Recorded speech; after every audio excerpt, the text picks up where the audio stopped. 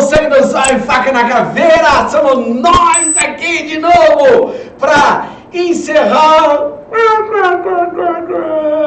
esse trabalho incrível do Enem para Todos, da plataforma do ESAG Educação. Dizer para vocês que foi um prazer gigantesco trazê-los até aqui, às portas do Enem. Eu sou o Eduardo Dias, sou professor de Química do ESAG.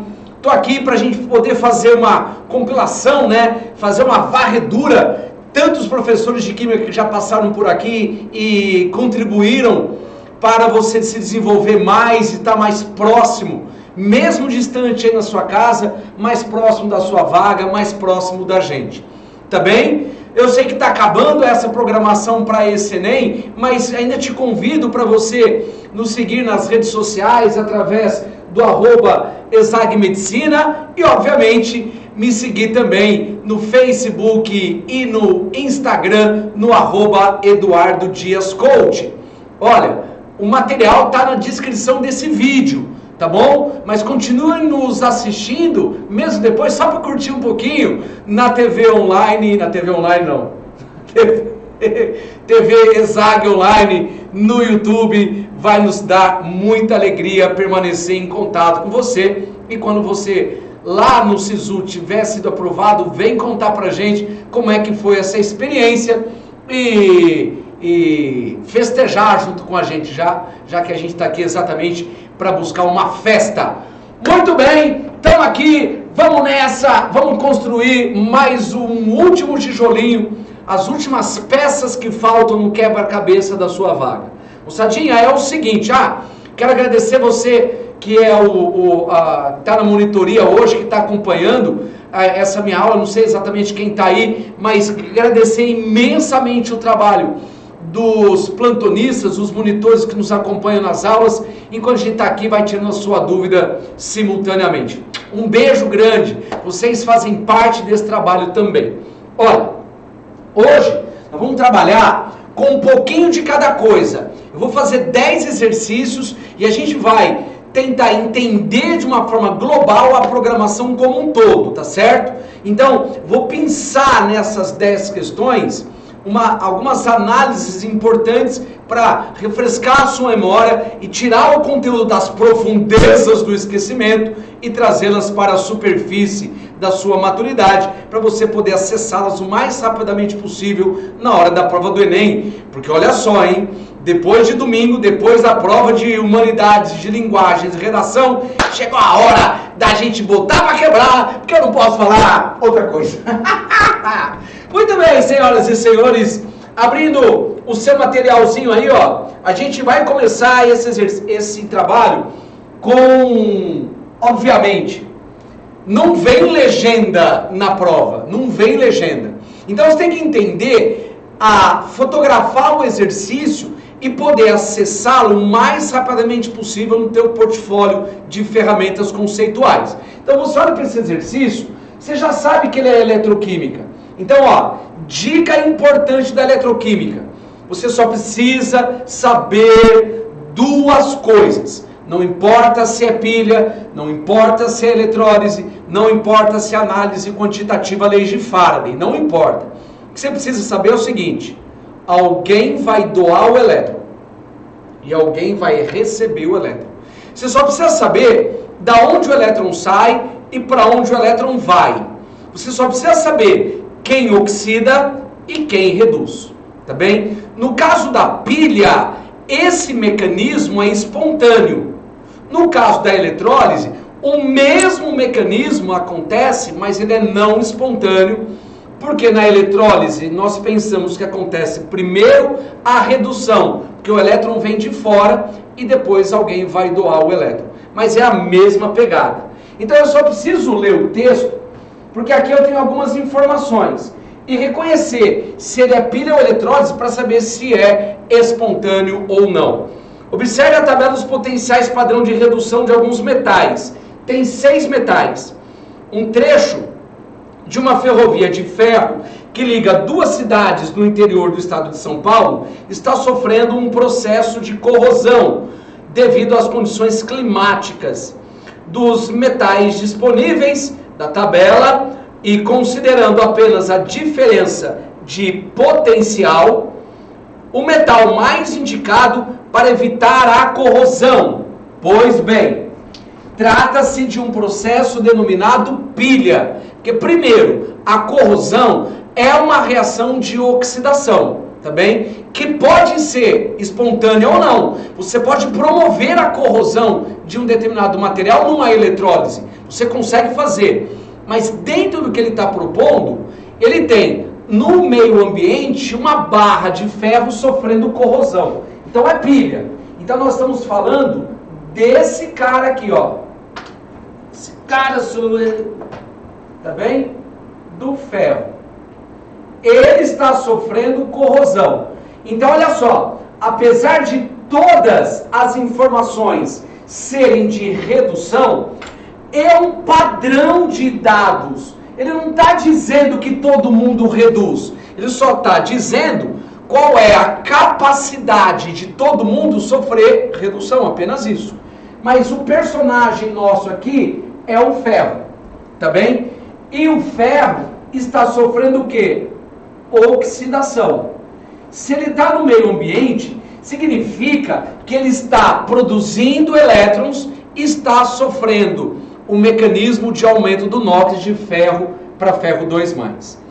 Se você observar, essas são as capacidades desse elemento sofrerem redução. Se você não tiver muita praticidade com isso, você pode escrever aqui do lado, ó, uma outra tabelinha, que são os potenciais de oxidação.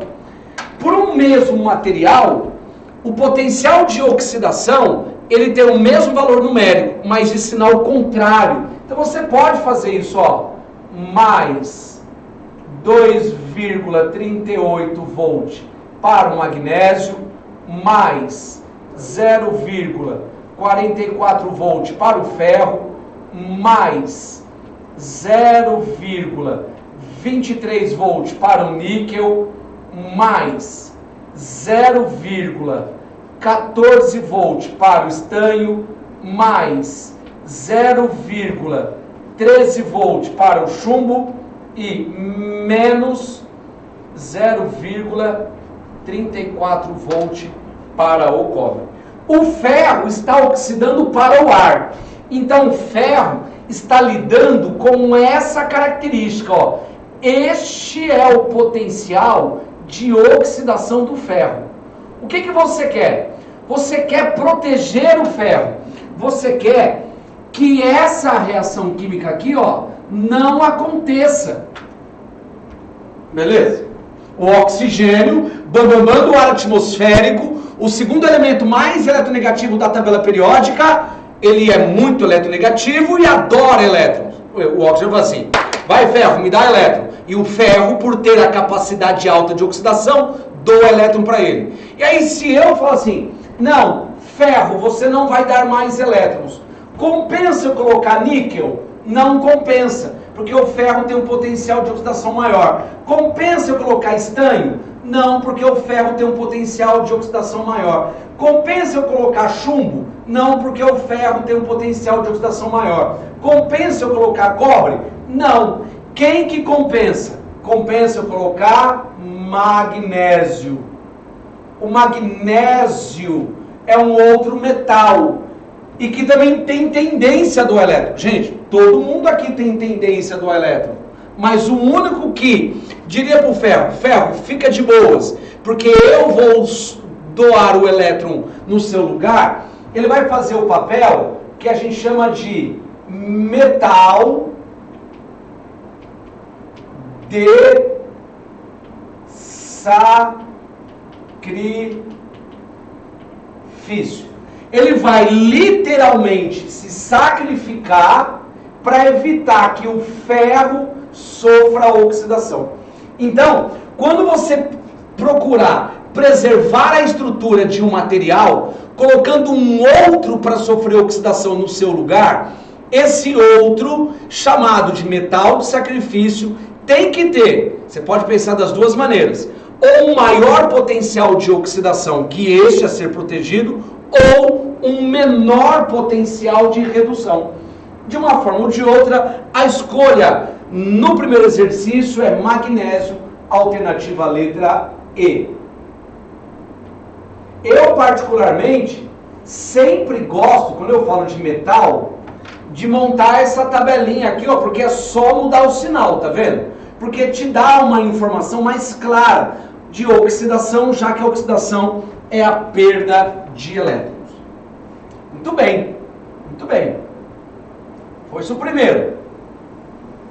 Um pouco de eletroquímica. Então eu traduzi os potenciais, entendi o que estava acontecendo e fui literalmente naquela análise mais direta. Quem tem maior capacidade? Não precisa se preocupar, porque as capacidades numéricas são fornecidas pelo exercício. Exercício número 2. 2. O 2 é uma abordagem da química orgânica. Então o 2 conta assim, ó. Em um laboratório de química orgânica, havia na prateleira de hidrocarbonetos um frasco sem identificação em seu rótulo. Para rotular o frasco corretamente, foram realizadas os seguintes testes. Ele reagiu o hidrocarboneto, que ele está chamando de R2, com bromo líquido, dissolvido em tetracloreto de carbono. O que aconteceu? Houve o descoramento da solução marrom. E depois ele oxidou, fez um outro teste, ele oxidou o R2 sob condições enérgicas e obteve essas duas estruturas. Então vamos lá, ó. Vamos lá. Eu preciso saber quem é esse tal de R2. Então a primeira coisa que acontece, fazer aqui, ó. Esse R2 vai reagir com bromo, com BR2, e ele diz que ocorre um descoramento. O que significa descoramento? Aqui, ó, no processo, ocorre um descoramento. Perde a cor. Por que perde a cor? É uma informação que é muito útil.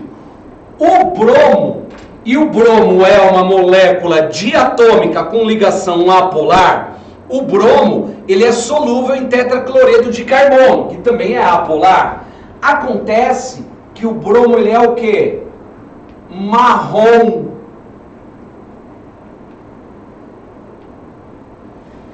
Então, esse cara, que é o R2, ao reagir com bromo, faz o bromo desaparecer.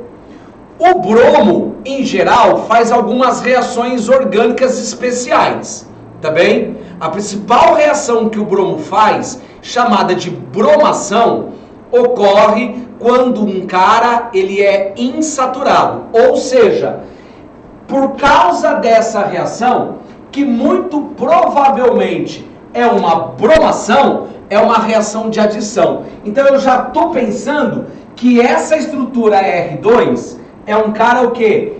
Insaturado. Esse cara aqui, ó, por causa da reação, ele é insaturado.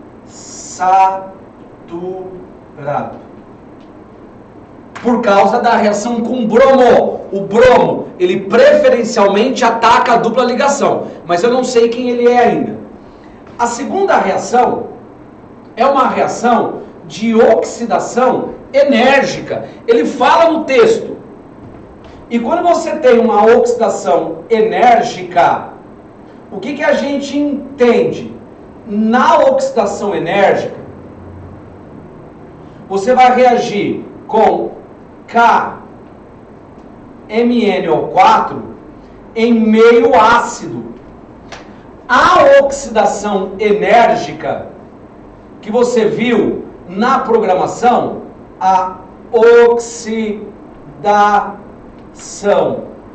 enérgica ou energética, o que ela faz? Ela quebra a dupla ligação de um alceno. Ela quebra a dupla ligação. E aí o que a gente tem que lembrar? Tem que lembrar o seguinte, ó. Se o carbono for um carbono primário da dupla ligação, o produto dessa oxidação é CO2 e água. CO2 e água.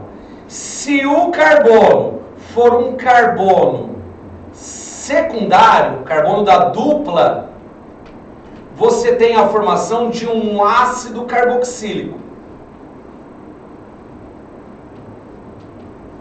Se o carbono for um carbono terciário, você tem a formação de uma cetona.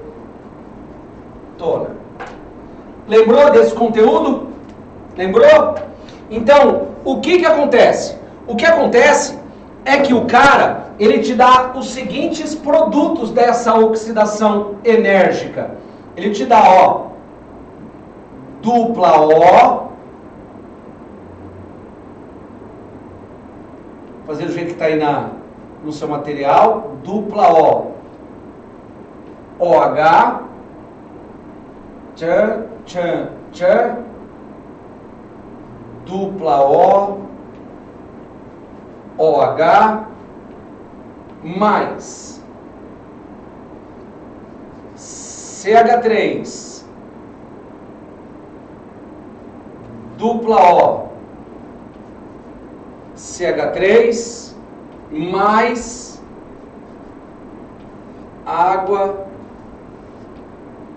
mais CO2.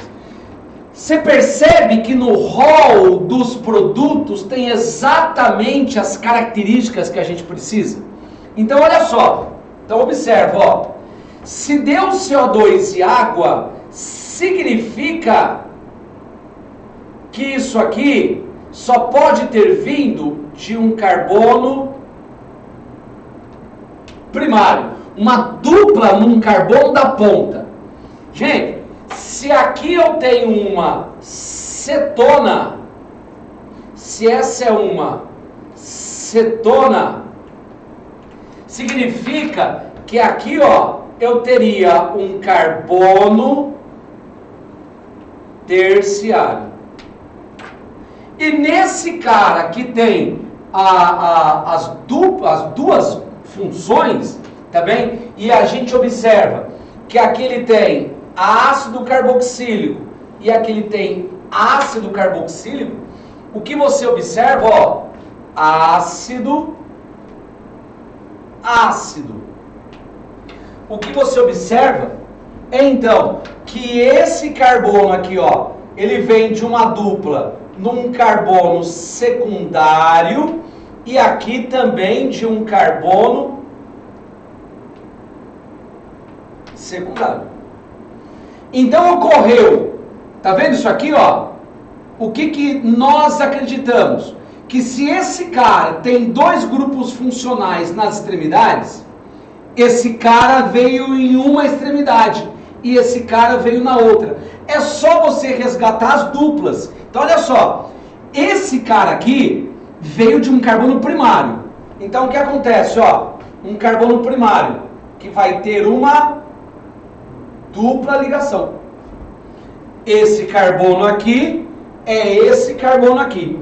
Agora, ó, encontrou com esse, tá bem? E aí, ó, esse é o segundo carbono. Então, 2, 3, 4, 5. 2, 3, 4, 5. Tá bem? Só que ele vai encontrar quem? 2, 3, 4, 5. Então, aqui vai fazer uma dupla com esse carbono. Então, ó, ele é o carbono secundário e agora esse aqui tem que ser um carbono o quê? Terciário. Se você pensar o contrário, deixa eu fazer um pouquinho maior, né? Só fazer um pouquinho maior.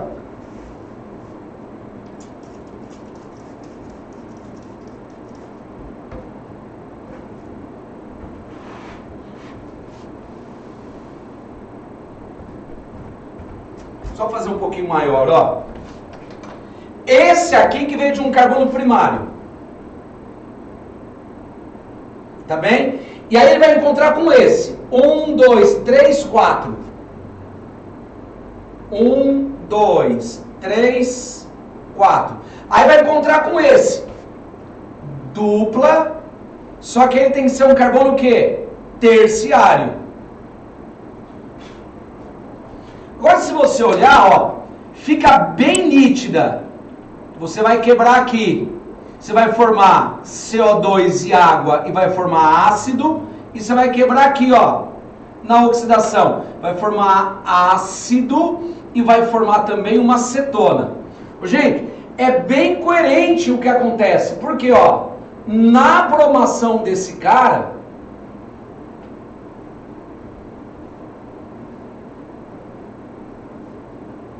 na bromação dele, a ação pode vir tanto no carbono dessa dupla, para a ocorrência da saturação, quanto na ocorrência dessa dupla. Por isso que ocorre o descoramento. Então, ele quer saber quem que é esse cara, né? Quem que é esse cara? Esse cara sou eu. Então, eu tenho a numeração, ó. Numeração da cadeia. Esse é o carbono 1, esse é o 2, 3, 4, 5, 6 e 7. Então esse cara é o 2, metil, ligado numa cadeia de 7 átomos de carbono, hept. No carbono 2 e no carbono 6, eu tenho duplas de NO. Tá beleza? Tá beleza?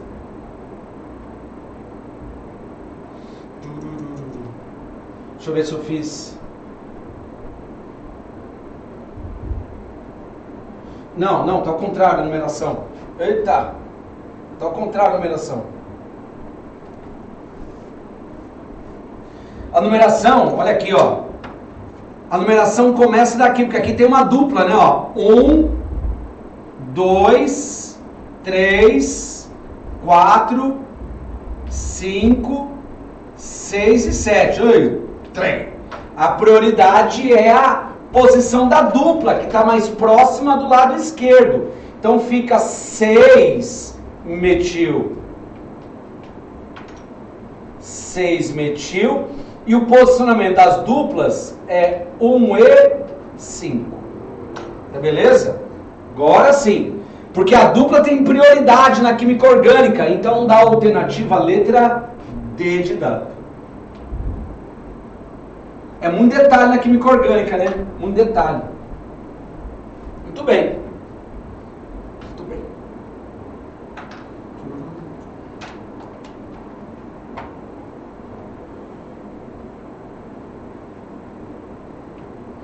Feito um exercício de pilha, de reações orgânicas, bem legal esse, né? Envolveu 2 reações ao mesmo tempo. É sempre mais difícil, né?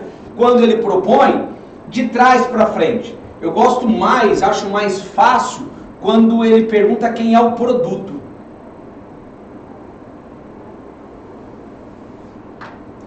Exercício 3.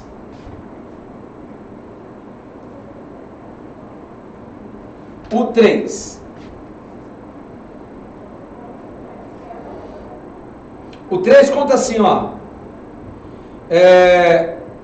O estireno é um importante insumo na produção de polímeros. Por exemplo, ele é utilizado na produção de materiais plásticos para o poliestireno, como poliestireno, ABS e poliésteres insaturados. A síntese do estireno pode ser feita através da acetofenona, conforme indicado abaixo. Para sintetizar o estireno, a partir da acetofenona, é necessário realizar o quê? Então, olha só, você tem a seguinte reação, também é um exercício de orgânica, tem a seguinte reação,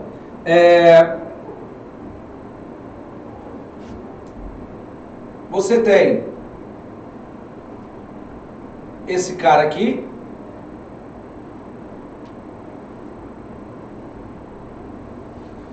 que vai ter, ó, dupla O, CH3. E você vai entender o que eu estou fazendo aqui, ó. É quase que um instinto assassino no exercício. Porque você tem que entender o seguinte, na química orgânica, se você está com dificuldade de interpretar qual é a vibe do exercício, eu recomendo que você faça o reconhecimento das funções. Então observe, você quer sair daqui e chegar aqui, beleza? Pois bem, quem que você tem do lado esquerdo como origem? Você tem uma cetona. E quem você tem aqui do outro lado? Você tem um hidrocarboneto. Moçada, não é mais fácil, nesse caso, eu pensar o que o hidrocarboneto tem que fazer para reagir, para formar uma cetona? Pensa. Vou pensar daqui para cá, como se a reação fosse essa.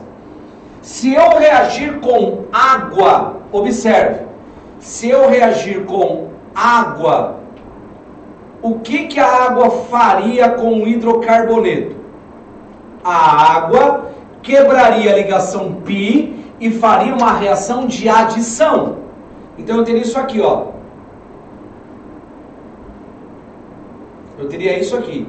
O aromático, vamos lembrar que é estável pra caramba. E aí eu teria, ó, aqui não teria uma dupla?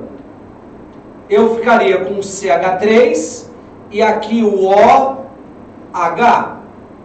Então, se a água entrasse aqui, lembra de Markov-Nikov? O hidrogênio entra no carbono mais hidrogenado, a hidroxila entra no outro. Então, se eu pensasse para cá, eu teria o quê? Uma reação de hidratação. Beleza. Que vai estar formando quem? Essa é a grande questão do exercício. Estou formando quem? Eu estou formando um álcool. Até aqui, beleza. Só que esse cara é um álcool secundário. E para um álcool secundário formar uma cetona, a reação é de oxidação. Vou fazer assim, ó. Vou colocar aqui embaixo para ficar mais visível. Água e oxidação. Porque a oxidação a hidratação do hidrocarboneto dá álcool, no caso aqui deu álcool secundário. Para dar cetona, eu preciso fazer a oxidação do álcool secundário. Beleza? Só que eu quero sair daqui e vir para cá. Então, se nesse sentido, a reação é de oxidação, nesse sentido, nesse aqui, a reação é de redução. Então, a saída da cetona para hidrocarboneto é uma reação de redução. E você vai conseguir entender isso já na letra A. Redução da cetona, ó, redução da cetona seguida de desidratação. Daqui para cá foi hidratação, daqui para cá foi desidratação do álcool secundário formado. Alternativa letra A. Letra A. Redução da cetona para voltar a ser álcool e depois desidratação, a perda, né, uma desidratação intramolecular para que você volte a ter a água. É como se eu tivesse aqui, ó, mais H2O. A desidratação ela é intramolecular. Quarto exercício.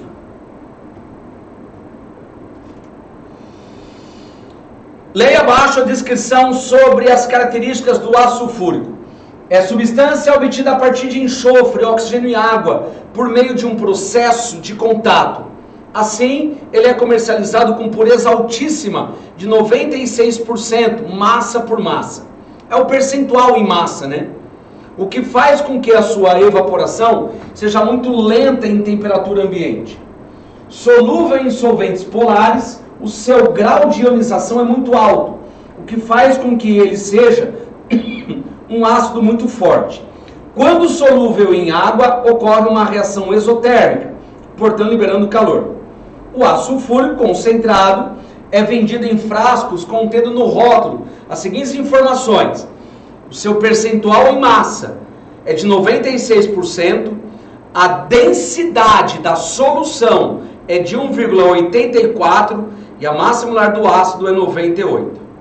A concentração molar do ácido sulfúrico. Bom, concentração molar, gente boa, vamos lembrar, é número de mols por volume. Então eu quero aqui, ó, pro H2SO4, o que eu quero? Só para você entender, pro H2SO4, o que a gente quer? A gente quer, nesse cálculo de concentração, a concentração molar, que é igual a número de mols sobre o volume. Tá bem?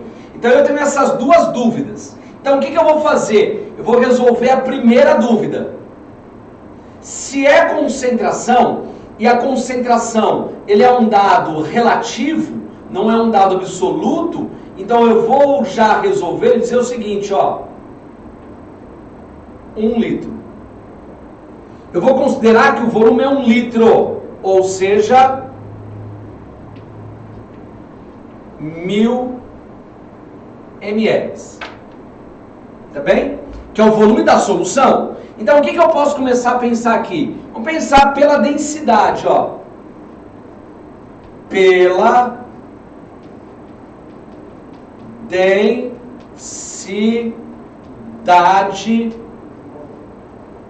da solução. O dado de densidade, qual que é? A densidade aí, ó, perdi o número aqui, é de 1,84. Então, ó, cada ml de solução tem uma massa de 1,84 gramas. Mas se euzinho disse que o volume é de 1 litro,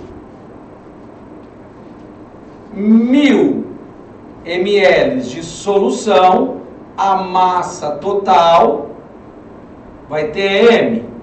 Então, ó, M total, né, da solução é igual a 1.840 gramas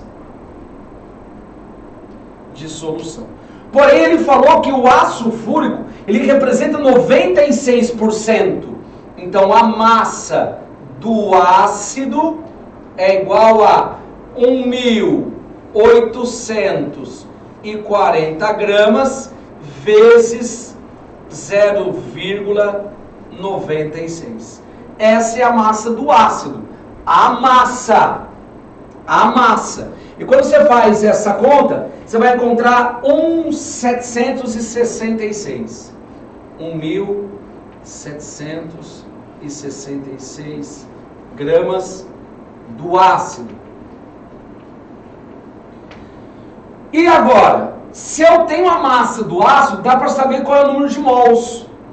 Portanto, se 1 mol do ácido tem uma massa de 98 gramas, qual é o número de mols que vai ter 1.766 gramas? O número de mols de ácido presente nesse sistema vai dar a bagatela de 18 mols. Percebeu? Eu acabei de descobrir qual é o número de mols.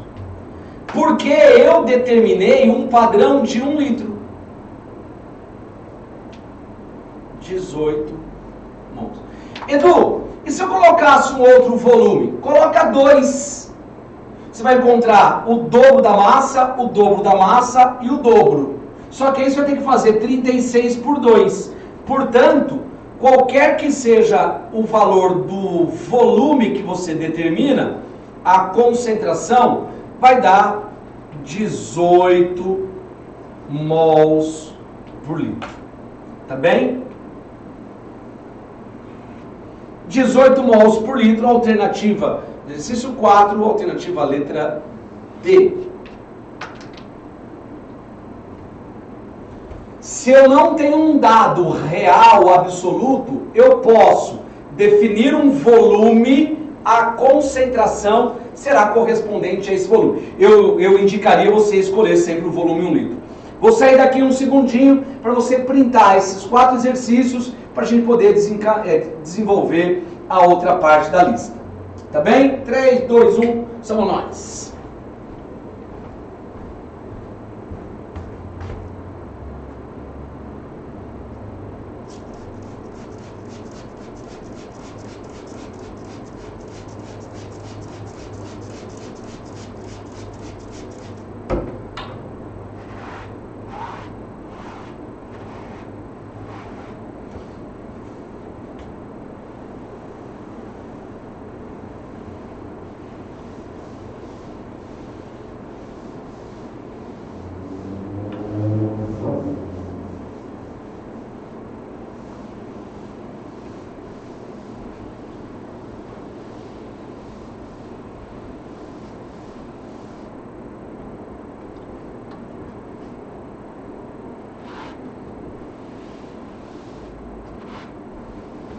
Vamos que vamos!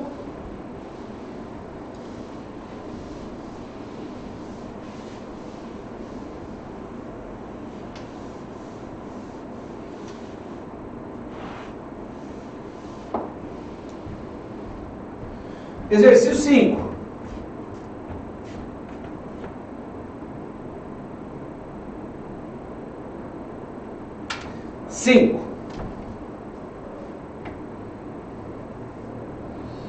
Voltamos a falar de eletroquímica, mas agora vamos falar sobre eletrólise. 5 fala assim, ó. A indústria brasileira do alumínio registrou em 2018 aumento no consumo e um cenário desafiador na produção. No ano passado, o consumo de alumínio no país cresceu cerca de 10% em relação a 2017, totalizando 1.383.000 toneladas. Dos setores que utilizam o metal, os maiores aumentos foram embalagens, com 14%, transportes, com um pouco mais de 12%, e eletricidade, que atingiu 11%. Uma indústria utiliza 30 cubas eletrolíticas em série, permitindo que uma corrente elétrica de 240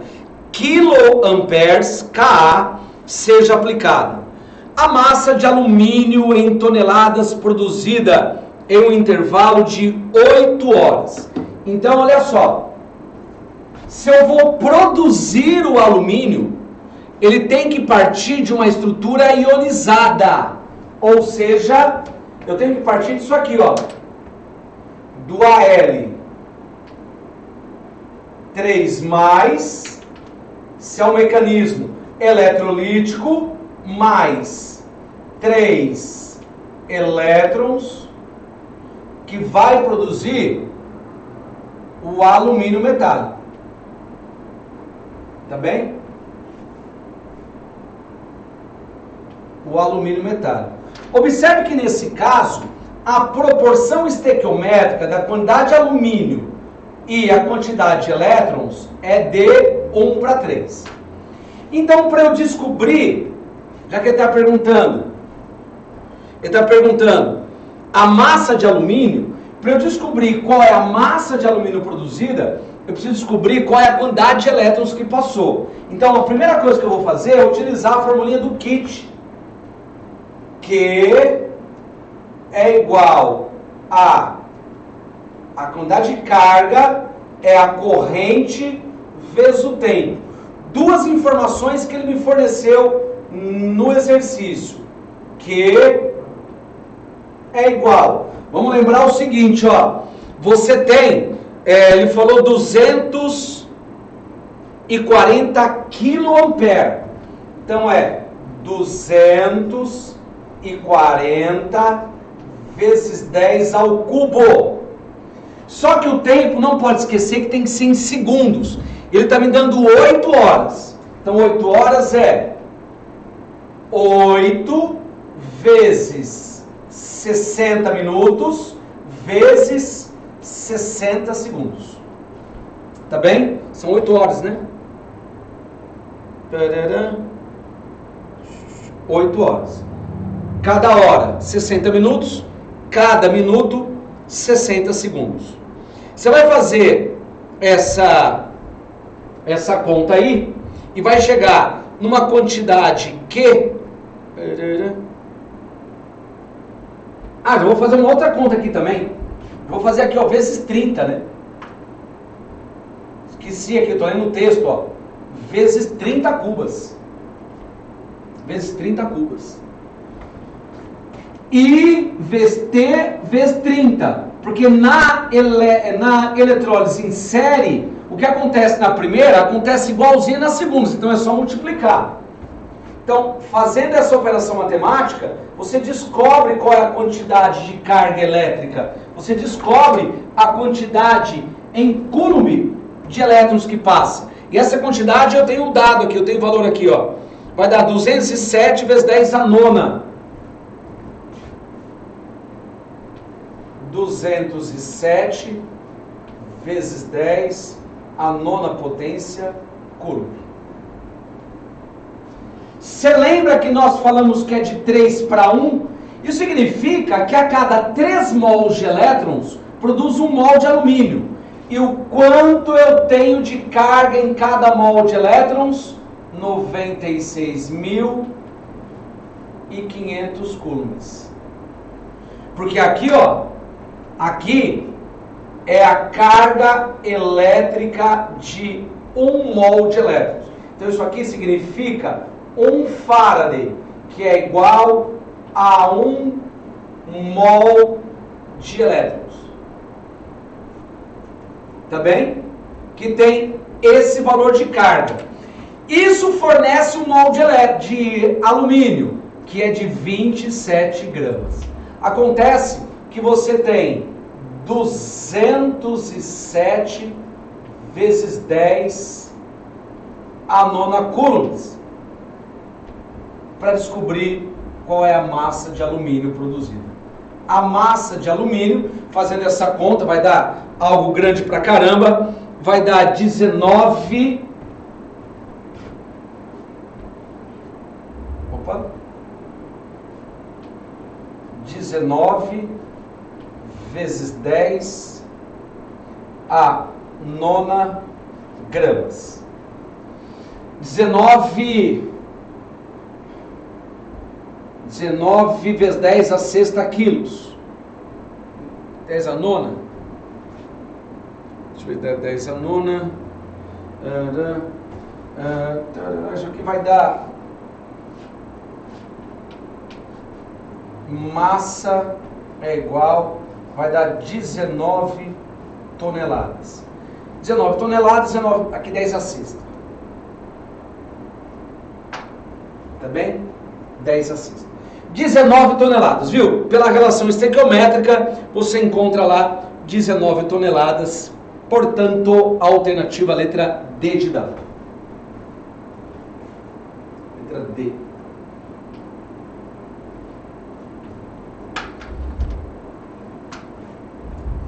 Descobri a carga elétrica, relacionei estequiometricamente, fiz a conta da massa e só converti a unidade.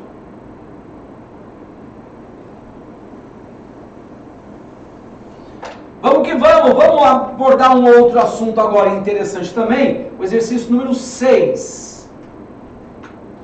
Olha que leitura legal que é o exercício 6. De terno.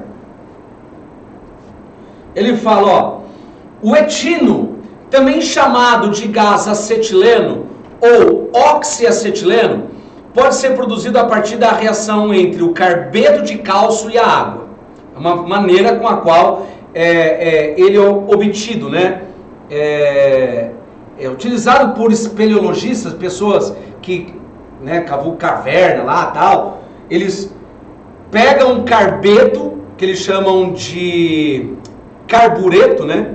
Colocam em água, num potinho aqui atrás, isso gera um gás que vai ser queimado para iluminar a caverna. A hidrogenação catalítica do etino é efetuada pela reação desse gás com gás hidrogênio, originando nesse processo o etano. O etino gera etano, como mostra a equação. A seguir também são fornecidos dados de equações termoquímicas de combustão no estado padrão.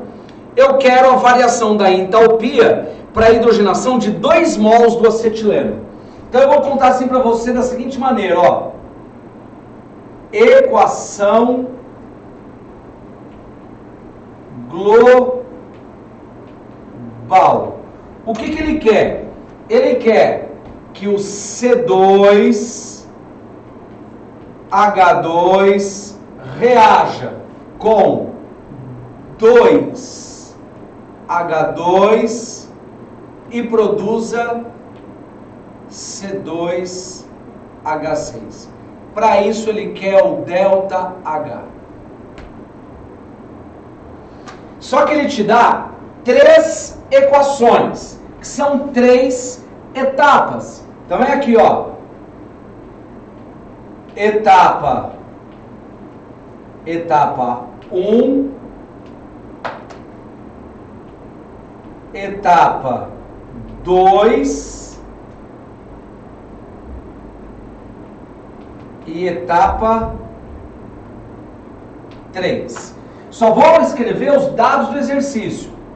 Etapa 1, C2H2 mais 5 meios de O2, produzindo 2CO2 mais H2O. Para essa reação, o ΔH desta etapa é de menos 1.300. A unidade é kJ por mol, eu vou omitir por enquanto no cálculo. A segunda é C2H6, também com O2 mais 7,5 de O2, produzindo de novo, ó, 2CO2 mais 3H2O. Esse outro ΔH é igual a menos 1.600. E a terceira etapa envolve H2 mais meio de O2, produzindo H2O, e para isso o ΔH dessa terceira etapa é de menos 300. Aí você vai falar assim, não faz muito sentido. Ele quer o ΔH daquela etapa, daquela reação em amarelo, daquela reação global. Eu poderia muito bem fazer final menos inicial se eu tivesse os calores de formação. Nesse caso eu não tenho, mas eu tenho essas equações que eu vou chamar de etapas. Portanto, eu vou escrever assim, ó. Eu vou avaliar como se aquela reação fosse o resultado de tudo isso. Que eu utilizando então a famosa lei de Hess. O que é a lei de Hess? Você usa a equação global como referência e vai ajustando as etapas para que elas fiquem condizentes com aquele resultado. Então funciona assim. Observe. Aonde que está o C2H2? O C2H2 está na etapa 1. A pergunta que eu faço para você é: ele é reagente igual na equação global? É. Ele tem a mesma quantidade? Tem. Então a equação 1 você não muda. Então eu vou escrever, ó.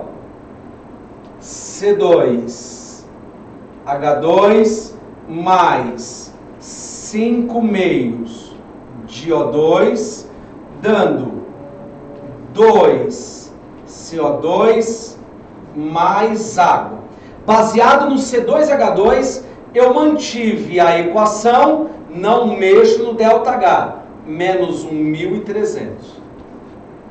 Esquece a primeira, olha para a segunda etapa. Quem que eu vou utilizar? Dá uma olhadinha, ó, que eu vou utilizar o C2H6, tá vendo, ó? O C2H6 tá aqui na etapa 2. Só que tem um detalhe. O C2H6 na equação global tem que ser produto. E na etapa 2 ele é reagente. Então eu tenho que colocá-lo no lugar certo. Então a ideia é você inverter a segunda etapa. Então a gente vai ter 2 CO2 mais 3 H2O produzindo. Olha aqui, ó, ele apareceu no produto. C2H2 mais 7,5 de O2. Quando você inverte a equação, você inverte também o sinal do ΔH, mais 1.600. Quem vai nos orientar em relação à terceira etapa é o H2, ó. O H2 que está aqui. Ele está do mesmo lado, né? É reagente, só que aqui tem 2 e aqui tem um só. Então, apesar de manter a mesma leitura, eu tenho que multiplicar essa equação por 2. Então, 2H2 mais O2 produzindo 2H2O. Você pega, mantenha o mesmo sinal do ΔH, mas dobra o valor, menos 600. O que a gente faz? A gente passa um traço embaixo e vai somar tudo. Como se fosse um sisteminha matemático. Agora veja, ó. Agora veja. Os 2 CO2 vão ser cortados com os 2 CO2. As 3 águas que estão do lado esquerdo, apenas aqui, vão ser cortadas com 3 águas, mesmo que elas estejam em equações diferentes. E o O2? Como é que eu vou fazer? Ô, gente, aqui não tem um oxigênio inteiro. Então, por que você não chama isso de 2 sobre 2? Sabe por quê? Porque 5 sobre 2 com 2 sobre 2 dá exatamente 7 sobre 2. Quem você vai obter? Ó, C2H2 sobrou. 2H2 sobrou. E aqui é C2H6, tá? Desculpa que eu esqueci aqui, ó. É C2H6. C2H6. O que você vai ter é exatamente a equação global. C2H2 mais 2H2 e aqui C2H6. basta agora que você some os valores dos deltas H de cada etapa. É somatória direto, tá? Então aqui, 1.300 com 600 dá 1.900 negativo. Ó, 1.900 negativo. Então você vai ter menos 300 kJ. Só que tem um detalhe, né? Essa análise, ela é por mol. Por que ela é por mol? Porque você só tem um C2H2. E no exercício, ele é explícito. Ele quer que você faça a conta para 2 mols. Portanto, 1 mol do C2H2 sofrendo a reação, menos 300 kJ. 2 mols de C2H2X.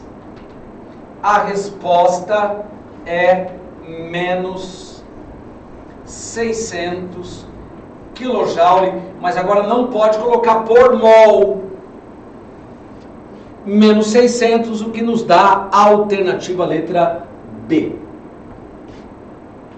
Lei de Hess é um assunto bem legal, né? Bem técnico, mas tem que tomar cuidado para fazer as alterações adequadas, as mudanças corretas nas equações das etapas. Número 7.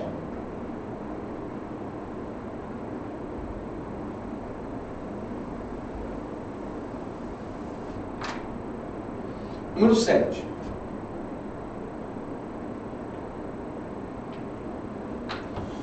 Sete conta assim, ó. É um exercício meio que de cinética, meio que de estequiometria. Ele conta assim nesse gráfico todo aí. O peróxido de hidrogênio, H2O2, que em solução aquosa é conhecido comercialmente como água oxigenada. Eu sumi da tela, mas eu voltei.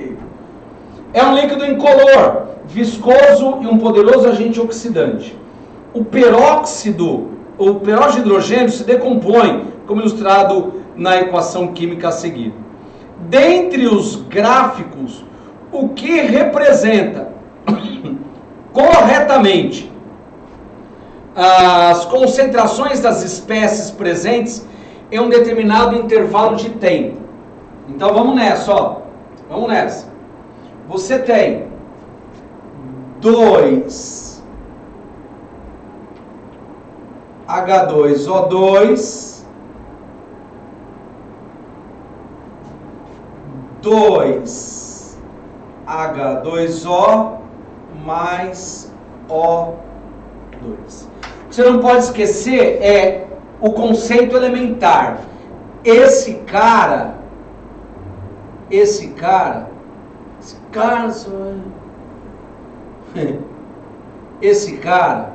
é reagente.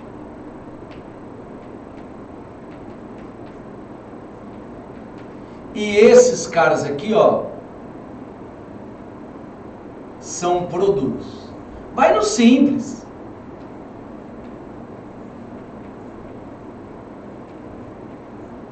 Por que eu estou dizendo isso? Porque o reagente diminui e o produto aumenta. Então existe uma característica importante quando se fala em cinética de reação. Porque a gente está vendo a variação dessas substâncias por tempo. Na cinética química, tem um conceito interessante, ó. Na cinética química, o que você tem que lembrar? Você tem que lembrar o seguinte, ó, que a velocidade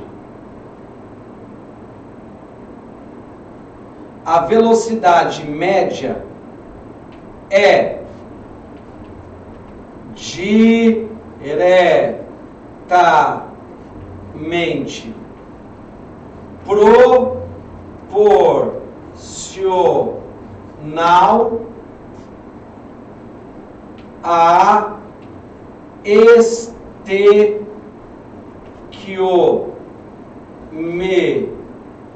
estequiometria da equação.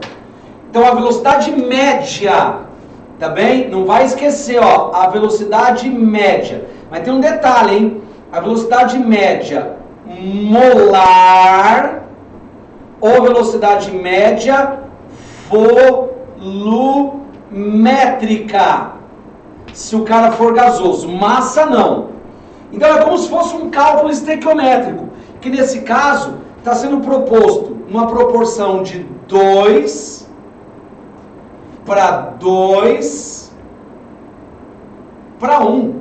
Isso significa, vamos pensar num tempo T, a cada, por exemplo, 2 mols de água oxigenada, você vai produzir simultaneamente 2 mols de água e 1 mol de oxigênio. Observa que no mesmo período T, tem que produzir 2 desse e 1 desse.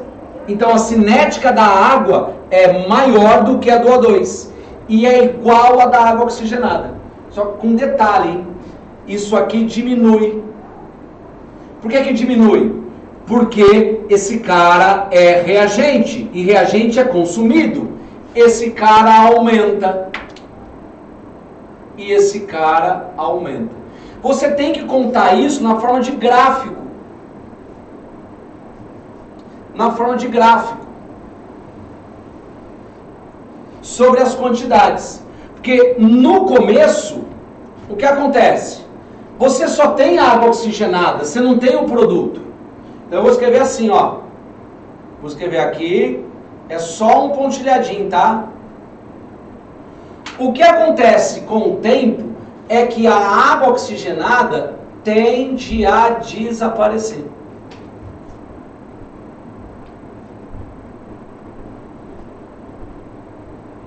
O que acontece com o tempo é que a água, ela tende a aparecer.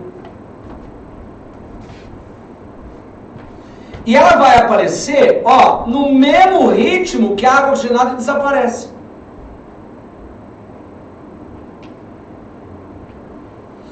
Por quê? Proporção, ó, 1 para 1. Quando toda a água oxigenada sumir, você vai ter uma quantidade equivalente de água. E o O2 sai do zero, mas o O2 só chega na metade. Ele não consegue produzir a mesma quantidade de água. O O2 está aqui. O gráfico que representa isso é o gráfico da alternativa letra D de dado. Só conferir aqui. Opa.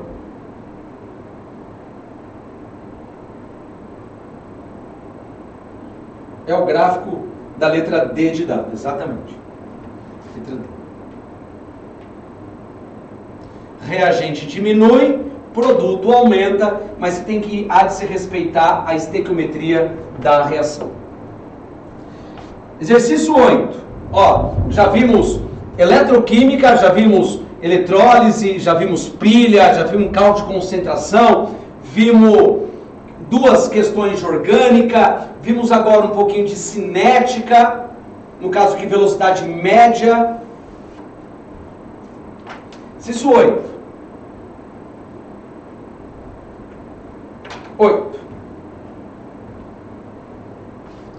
O 8 conta assim, ó. Em uma aula sobre propriedades coligativas, um professor preparou 3 amostras. Dissolveu uma massa de sacarose, depois na solução 2 de nitrato de cálcio, depois na solução 3 cloreto de alumínio. Considerando que as soluções iônicas, as espécies iônicas estão 100% dissociadas, ele vai falar a partir daí sobre pressão de vapor, exercício de propriedade coligativa. Quando você joga uma coisa na água e ela é solúvel, essa coisa na água dificulta a evaporação. É como se fossem lombadas no processo de evaporação. Faz com que a água tenha menor capacidade de fervura, o que diminui a quantidade de vapor e a gente chama isso de diminuição da pressão de vapor. uma propriedade coligativa chamada de tonoscopia. Porém, propriedade coligativa é uma característica que depende da quantidade. Então eu tenho que olhar para essas substâncias e verificar as quantidades. Então, primeiro, para sacarose. Para sacarose, C12H22O11. Eu tenho que calcular o número de mols. E vou fazer isso pela formulinha. Número de mols é igual... Número de mols é igual massa sobre massa molar. É igual a massa que ele deu ali, ó, 1,71 dividido por 342, que é a massa molar. O número de mols de sacarose é igual a 0,005 mol. Porém, se você ler o texto, eu preciso saber não só a quantidade, mas a concentração, já que os volumes são diferentes. Quer ver? Ele misturou meio litro de água. Então, a concentração da sacarose é igual número de mols sobre volume. 0,005 dividido por 500 ml, que é meio. A concentração será de 0,01. 0,01 mol por litro. Esse número é importante, 0,01. Por quê? Porque é a concentração da sacarose. Tem um detalhe: a sacarose não ioniza e, portanto, esse é o valor recomendado para ela. A segunda substância é o nitrato de cálcio. É o nitrato de cálcio. É o Ca. Vou fazer aqui, ó. É o CaNO3, 2. Vou fazer a mesma coisa. Número de mols é igual massa sobre massa molar. A quantidade dele é de 1,64 e a massa molar dele é de 164. Portanto, o número de mols é igual a 0,01 mol. Vamos calcular a concentração. Número de mols sobre volume é igual a 0,01 dividido, o volume que ele coloca é de 100 ml, 0,1. Portanto, a concentração é igual a 0,001. Aliás, vai dar 0,10 mols. 0,10 mols. Só que toma só um pouquinho de cuidado com esse número aqui que eu já falo sobre ele. O outro cara que ele coloca é o cloreto de alumínio, que é o Al... Cloreto de alumínio? O AlCl3. Então, ó, número de mols, massa sobre massa molar. A massa que ele coloca de cloreto de alumínio é de, 0,6675. 0,6675. A massa molar dele é de 133,5. 133,5. Você vai encontrar, então, um número de mols igual a 0,005. 0,005 mol. Mas eu preciso da concentração, número de mols sobre o volume, é igual a 0,005. O volume dessa terceira solução é 50 ml. 0,05. A concentração é igual a... Se eu dividir por 0,05, vai dar 0, corto 5, então vai dar por 100, vai dar 0,1. Deixa eu conferir aqui, 0,1, isso.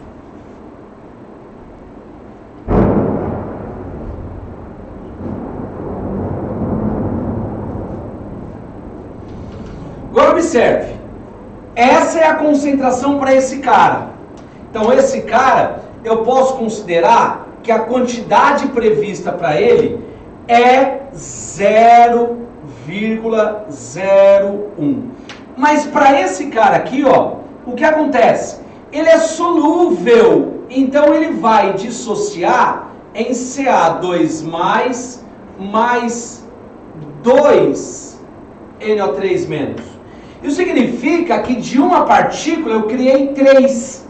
Então eu tenho que multiplicar esse cara por 3, ó. Então o número dele é 0,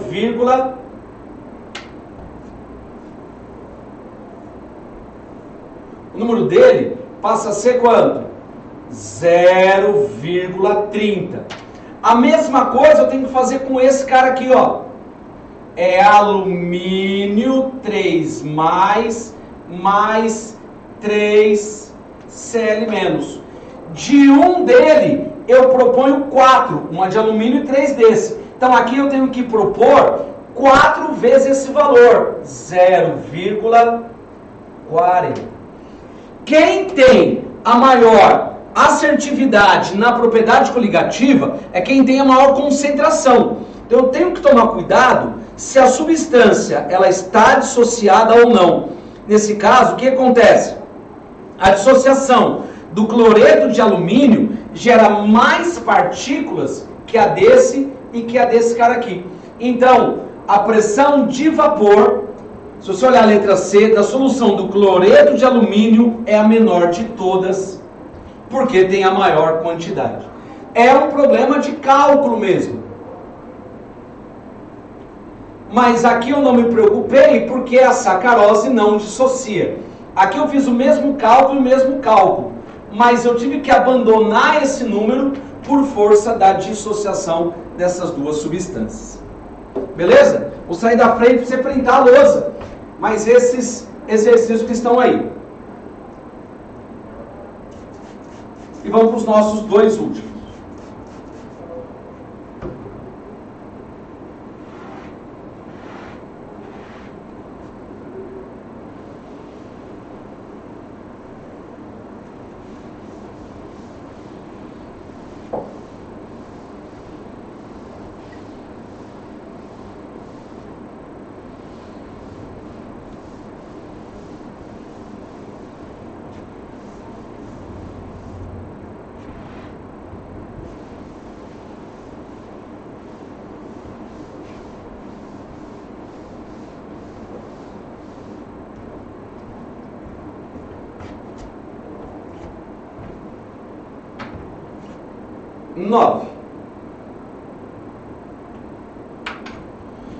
O exercício número 9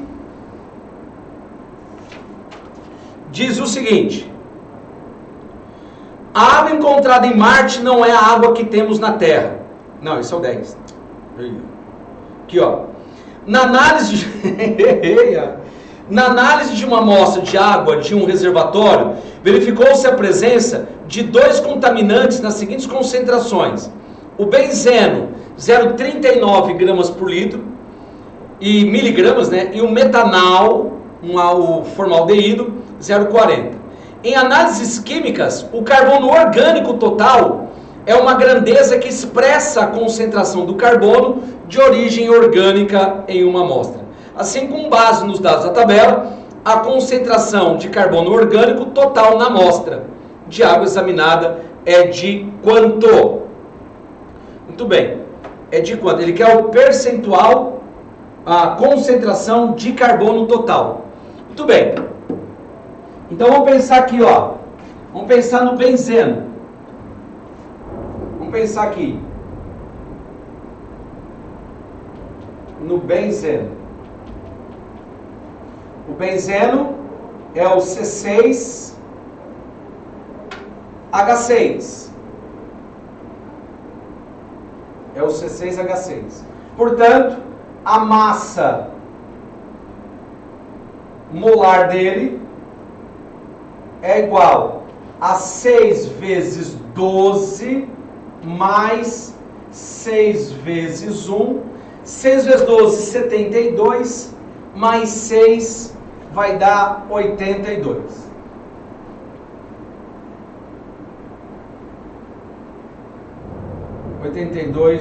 gramas por mol.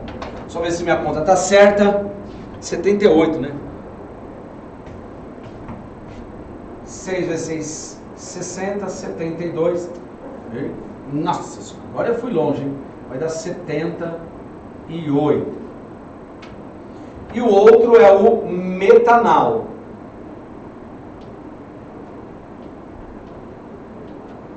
Metanal é o hidrocarboneto, né? Perdão, o aldeído, né? Tem essa fórmula aqui, C≡OH. Então a massa molar dele é igual a 1 vezes 12 mais 2 vezes 1 mais 1 vez 16. Então, 12, 14 com 16 dá 30. 30 gramas por mol. Tá beleza? O que acontece é que ele quer a concentração do carbono. Por isso que eu abri a estrutura. Ele quer, na verdade, que você determine o quanto que isso está presente aqui. E o quanto que isso está presente aqui. Tá bem? Então, ó, para o benzeno, de novo, para o benzeno,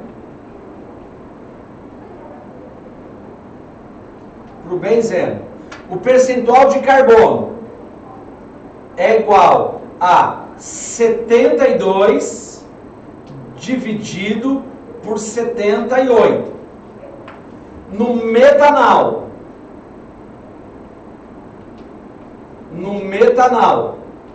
a quantidade de carbono é 12 dividido por 30. Você vai achar um valor absoluto aqui, né? 72 das 78 partes é carbono no benzeno. Então vai dar 0,92. 0,92 e aqui vai dar 0,40. Então, quando ele tem uma amostra poluída com benzeno, ele descobriu que ele percebeu que do 0,39, você pegar na tabelinha, o 0,39 é do benzeno. O carbono responde a só 0,92% dessa massa. E no caso do metanal, é de 0,4 também. Então, olha o que eu fiz. Eu peguei a massa total e relacionei o percentual do carbono no todo. Então, o carbono é 92% dessa massa. O carbono é 40% dessa massa. Então, você tem uma presença do carbono dentro da amostra de benzeno. Vou fazer rapidinho aqui para você. Essa conta eu acabei não fazendo.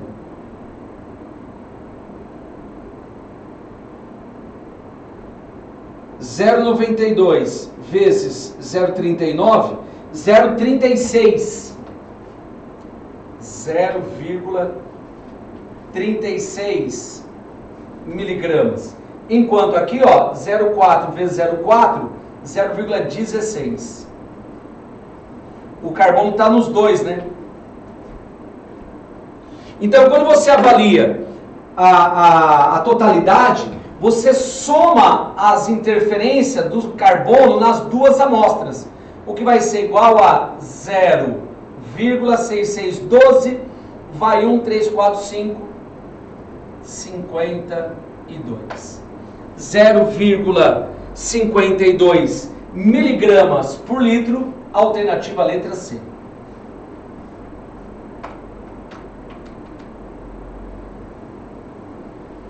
É letra C, né? É C? Letra C.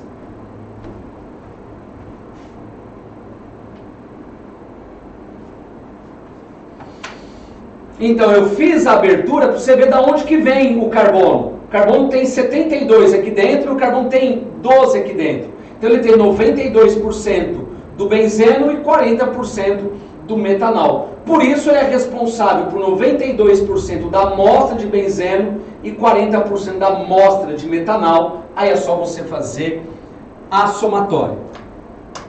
E para fechar, o último exercício de química antes da sua aprovação no SISU,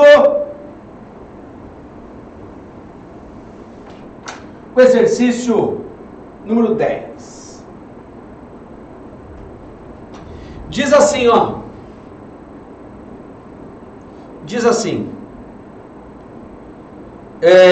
A água encontrada em Marte não é igual à água que temos na Terra.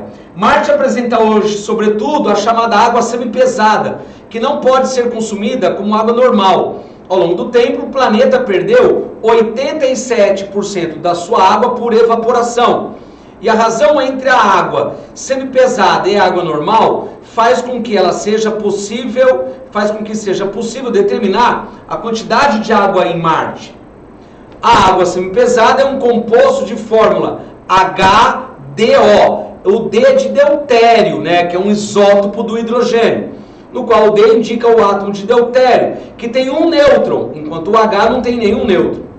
O motivo para que se tenha tenha mais água pesada que água normal na superfície, o que é? Moçada, a evaporação, ela depende da temperatura de ebulição, mas a evaporação é para cima. Então, eu preciso ter substâncias relativamente mais leves. Então, se eu falo de temperatura de ebulição,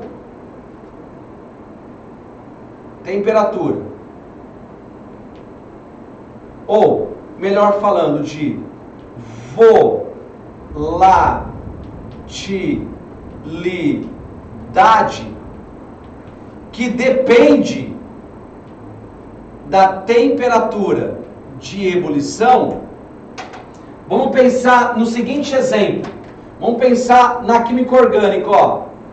CH4, CH3, CH3, CH3, CH2, CH3 e só mais esse, ó. CH3, CH2, CH2, CH3.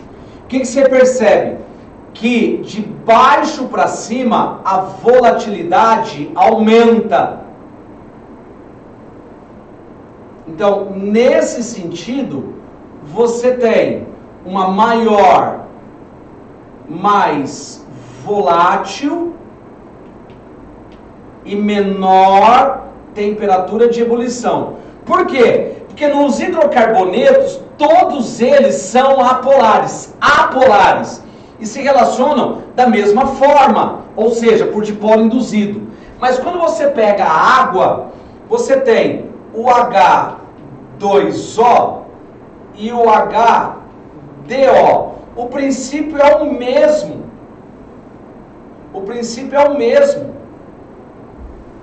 O que acontece é que aqui é mais volátil e aqui tem menor temperatura de ebulição.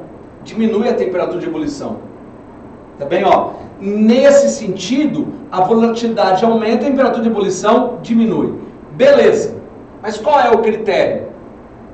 Se você tem, então, ó, para a mesma relação, intermolecular, um dos principais requisitos que definem a volatilidade é a massa. Então você pode ver, quanto menor a massa, mais volátil é. A água é mais leve que a água deuterada. Por isso, quando você olha para a alternativa, por ter uma maior massa, a água semipesada, ela tem maior dificuldade de evaporação. Então nós temos a alternativa letra E. Se ela é mais pesada, ela tem dificuldade de evaporar. Para cima, mais volátil, menor temperatura de ebulição. Para baixo, menos volátil, maior temperatura de ebulição. Que é algo que eu estou sentindo, ebulição de emoções. Te agradecer por nos permitir, ao longo de todo esse ano pandêmico, né, tá aí junto com você para a gente poder desenvolver esse curso incrível, gratuito, de todo o nosso coração. Obrigado, a gratidão, ela é imensa, minha, de toda a equipe, de todo mundo que já passou por aqui, de todo mundo que entrou aí na sua casa, que fez com que você pudesse ter essas condições plenas de ser aprovado pelo SISU na Universidade do Teu Sonho.